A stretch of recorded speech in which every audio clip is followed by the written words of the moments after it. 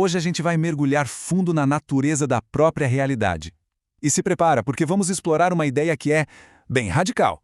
E se o mundo que a gente percebe não for o mundo como ele realmente é, mas sim uma invenção do nosso cérebro? Essa é uma pergunta, né? Uma pergunta daquelas que tira o sono e que tanto filósofos quanto neurocientistas investigam há séculos. E olha, a resposta que a ciência moderna está começando a nos dar, ela pode surpreender e muito. Então, vamos para o nosso primeiro ponto. Essa questão da realidade ela vai muito além de um papo filosófico, sabe? Hoje, ela é um pilar da neurociência.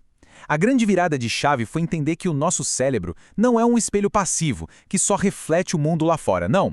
Ele é um artista, um produtor ativo, que está pintando a nossa realidade a cada instante. E essa ideia não é de hoje, não. Filósofos pioneiros, e aqui a gente precisa citar o gigante Maurice Merleau-Ponty, já apontavam para isso. Ele dizia que o nosso corpo é o nosso meio de ter um mundo. Ou seja, toda a nossa experiência passa primeiro pelo filtro do corpo. Foi ele quem lançou muitas das bases para essa compreensão que a gente tem hoje. E o que é fascinante é ver como essa intuição filosófica encontra um eco gigantesco na neurociência de ponta. Cientistas do calibre de Eric Kandel, que é ganhador do Prêmio Nobel, eles mostram exatamente isso. Eles defendem que o nosso cérebro constrói ativamente o que eles chamam de modelo funcional do mundo. É como se fosse um mapa interno que a gente usa para poder navegar na vida. Ok, mas como é que o cérebro faz essa mágica toda?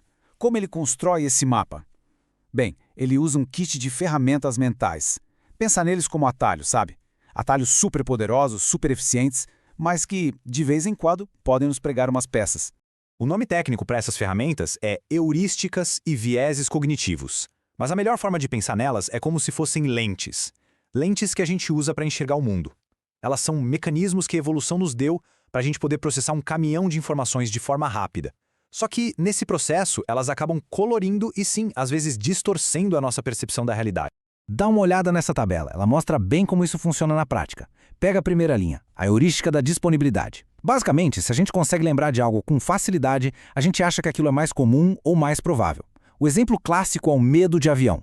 Acidentes aéreos são raríssimos, mas são super noticiados, ficam vivos na nossa memória. Já acidentes domésticos, que são muito mais comuns, nem tanto. Resultado, a gente acaba superestimando o risco de voar. E olha só, os nossos interesses, as nossas crenças, os nossos traumas, tudo isso funciona como um filtro poderosíssimo. Pensa nesse exemplo do viés de confirmação, uma pessoa com autoestima baixa. Alguém olha para ela de um jeito totalmente neutro, sem pensar nada, mas o viés dela faz com que ela interprete aquele olhar como uma prova de rejeição. Ela está, sem perceber, buscando confirmar a crença de que ninguém gosta de mim. É por isso que duas pessoas podem viver a mesmíssima situação e sair de lá com visões completamente opostas. Cada uma co-criou a sua própria realidade. E isso tudo nos prepara para uma ideia ainda mais, mais profunda, que vem muito das tradições filosóficas orientais. É o conceito da vacuidade dos fenômenos. Calma, o nome assusta, mas a ideia é a seguinte. E se as qualidades que a gente vê nas coisas, tipo bonito, feio, bom, ruim, não estiverem nas coisas, mas forem um reflexo da nossa própria mente? Tem uma analogia perfeita para isso. O reflexo da lua na água. A gente olha para o lago, vê a lua ali, linda, brilhante. Parece super real, né? Mas a gente não pode pegar a substância da lua na água. É só um reflexo. A nossa realidade é assim. O que a gente experimenta é essa imagem processada pelos nossos sentidos e pela nossa mente, não a coisa em si.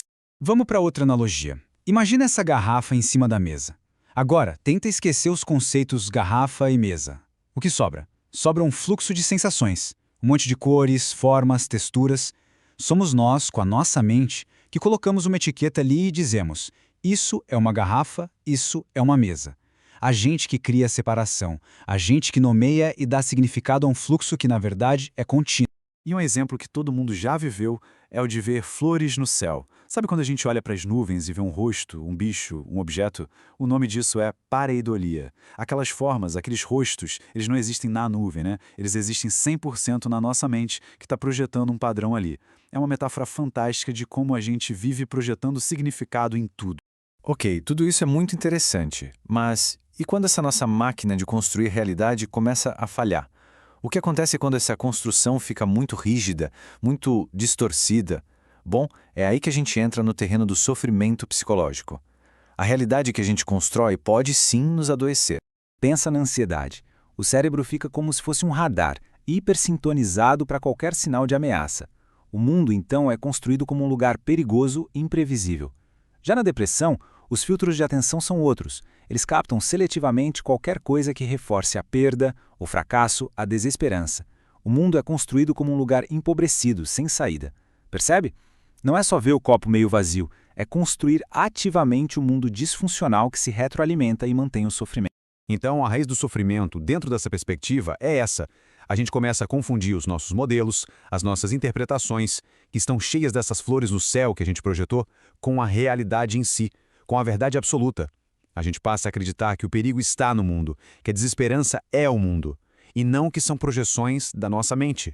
Mas a boa notícia é que se a gente entende isso, a gente abre uma porta gigantesca para a mudança. Essa compreensão muda completamente o jogo da psicoterapia. Ela deixa de ser só sobre consertar problemas e se torna um treinamento. Um treinamento para a gente se tornar arquiteto ou arquiteta mais consciente da nossa própria realidade. E é exatamente nesse ponto que entra o trabalho tão importante e inovador do Dr. Adilson Reichert. Ele sacou essa dinâmica e desenvolveu um modelo integrado que une duas potências: a profundidade da neuropsicanálise com as ferramentas práticas da terapia cognitivo-comportamental, a famosa TCC. O objetivo? Restaurar a nossa flexibilidade mental, a nossa capacidade de ver o mundo de outras formas. Olha só como essa abordagem dupla genial. Essa tabela deixa bem claro. Vamos pegar os rótulos rígidos, tipo, eu sou um fracasso. A neuropsicanálise vai ajudar a mergulhar a fundo, a entender a história emocional por trás desse rótulo, o porquê ele se formou.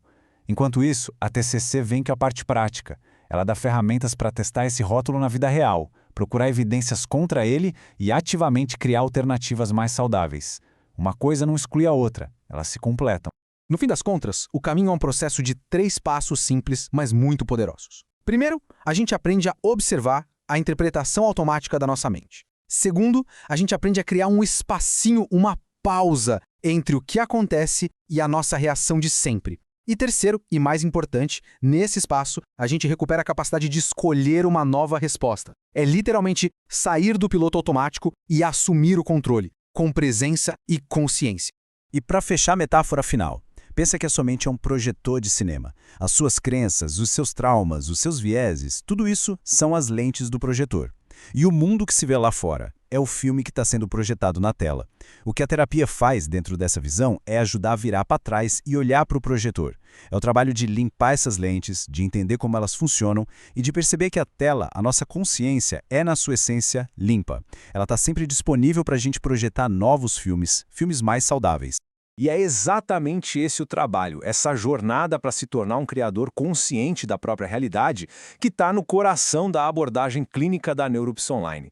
É lá que essa teoria vira prática, onde a mudança realmente acontece. É um convite, no fundo, para a gente assumir as rédeas da nossa própria narrativa.